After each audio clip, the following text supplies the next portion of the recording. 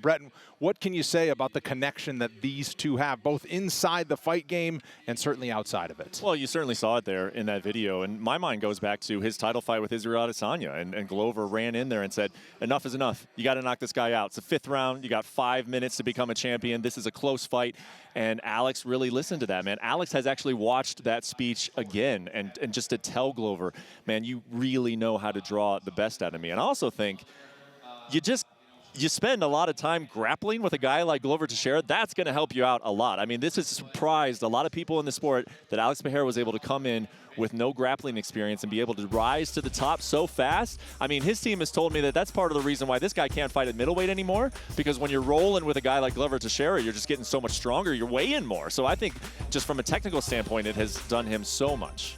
Yeah, and this guy's a great fighter, and there's no doubt he would have been a superstar regardless of ever meeting Glover, just the kind of guy he is. But when you have a guy like Glover who's been around so long, a former world champion, been doing jiu-jitsu his whole life, you just close those gaps at such a quicker rate being under that kind of tutelage, man. You've had mentors, DC, probably many of them, but what does it mean to have a partner like that when you're trying to go for your own greatness, to link up with somebody who's been there? Like Cain Velasquez. Exactly. Right? I had a guy that I can look at and go, well, he's been there.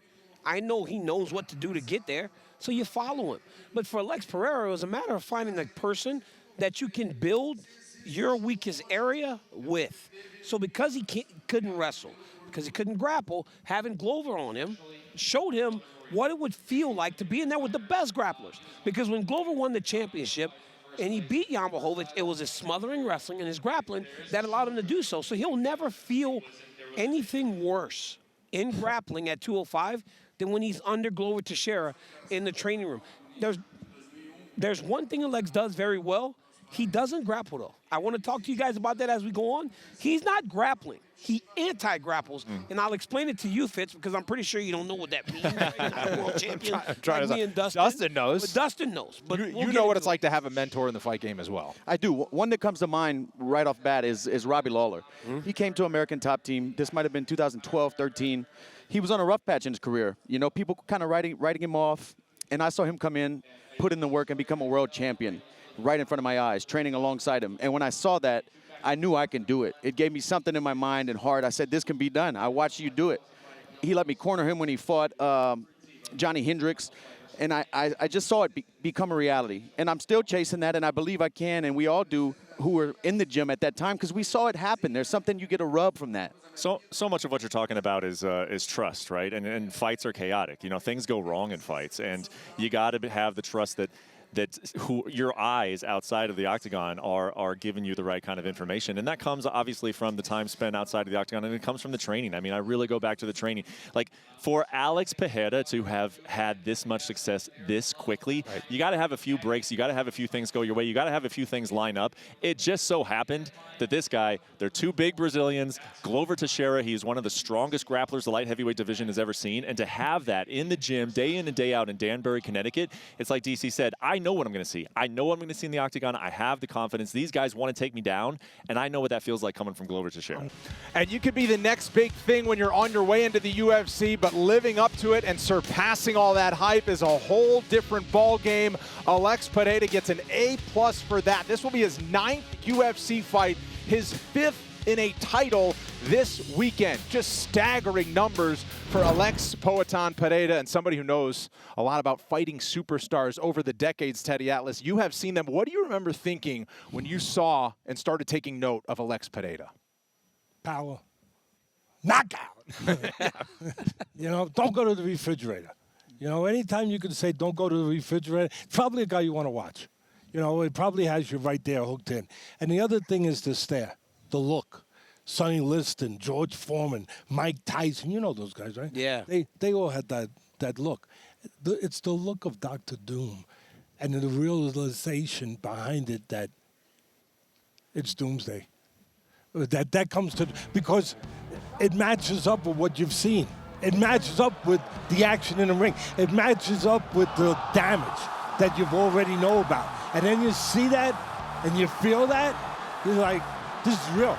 This is really Dr. Doom. And this, I hope it's not doomsday. Yeah. So much so that Jiri Prochazka claims the spirits are with him when he's fighting Man, DC. did you see Wild. that? Did you see Jiri Prochazka accusing him of using spirits to his advantage? It's the craziest thing when Have you ever cannot- used spirits? Let me tell you something. I would. I'm from Louisiana, and we believe in voodoo. But listen, I ain't got no voodoo like Alex Pereira. Guys, there's one thing to have a person that can fight. There's another thing to have a guy that carries an aura about him. The moment he got here, Joe Rogan could not speak highly enough of his kickboxing skills. He has the double knee knockout. Then he goes, he gets wrestled in his second match, but still finds a way to win. Title fight, losing to Izzy, knocks him out. And then it was all systems go. He said yes at every turn. He knocked everybody out that he fought.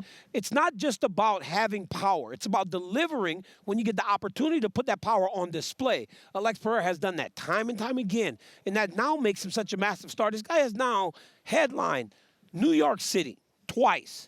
He has headlined UFC 300, and now he's headlining International Fight Week. And his appeal is much bigger than he ever could have anticipated, Dustin. This guy is next level. He definitely is. And coming in here with he was a champion in kickboxing before he got here to the UFC. And when he came in here, he walked around with his chest out like he was the champion. Yeah. And then he delivered. And I see this guy in the arena sometimes walking around with a vest on with no shirt underneath, a gold chain. He's confident and he's stoic when he gets in there. And that's fun as a fan to watch. That's why we are attracted to that. You know what's crazy is that Izzy Adesanya's to blame. If Izzy would have just kept his mouth shut, this dude was in a bar in Brazil, living his life, drinking. He said, I thank Israel Adesanya for taking shots at me. Remember, Izzy was the man. Izzy said, well, there's a guy in Brazil that beat me twice in kickboxing, and he's going to be the guy that is in the bar telling his friends, I used to beat him. Pereira goes, it's time for me to start doing MMA. He woke up a sleeping giant. Isn't that Glover crazy? Teixeira. But he pulled that yarn, Teddy, masterfully, right? He had that history with the champion. That's what got him in and certainly gave him the path. But he's delivered. Yeah, he sure has. Like these guys just said, you know, it's one thing to have the goods. It's another thing to show the goods every time you get into the ring, or in this case, into the cage.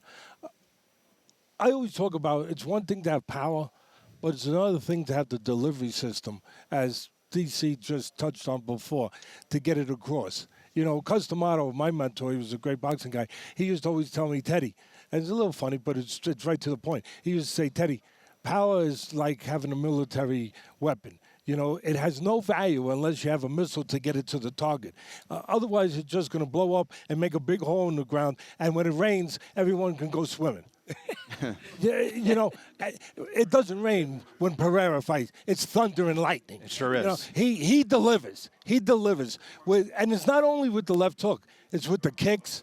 He sets them up with those guys. That's your business. I know that. But, I mean, that again, to your point, Dustin, he brings that kickboxing confidence and abilities with the kicks and, of course, the striking. Is he the face of the UFC, Dustin? At this point, what does he need to do to be recognized at that? I think could be pretty close to it. He's headlining International Fight Week. He goes out there and knocks this guy out again.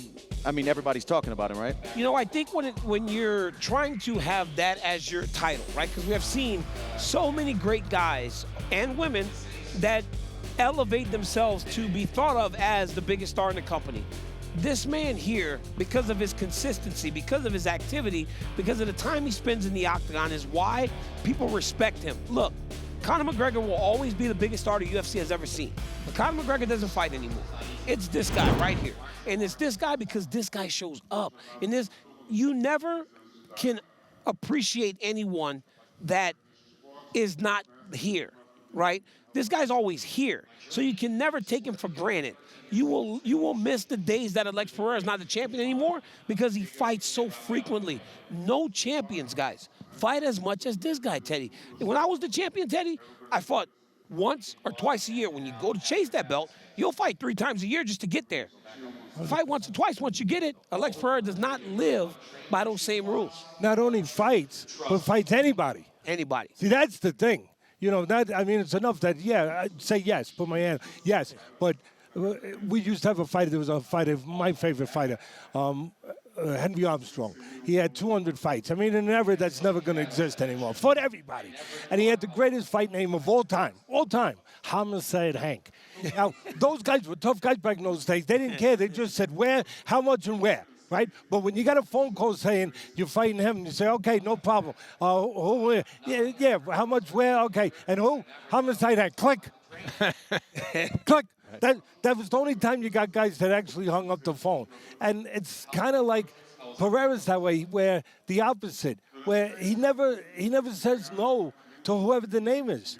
You know, you could come up with any name, and it's, yeah, he's there. And you know he has to be good. You know he has to be going to a special air, a special realm, when he's got a solid, really tremendous fighter like Jiri talking about spirits. Yes. Yeah, that's crazy. I mean, once you go there, once you got a guy going there, you say, this guy is taking it to another place. We'll see what kind of spirits he could summon on International Fight Week. DC, you've headlined this show in dramatic fashion, getting that heavyweight belt, becoming a double champion. What does it mean to headline this event midsummer? It's awesome, man. When you're in the UFC, there are certain dates that you want to fight on. You want to fight Madison Square Garden.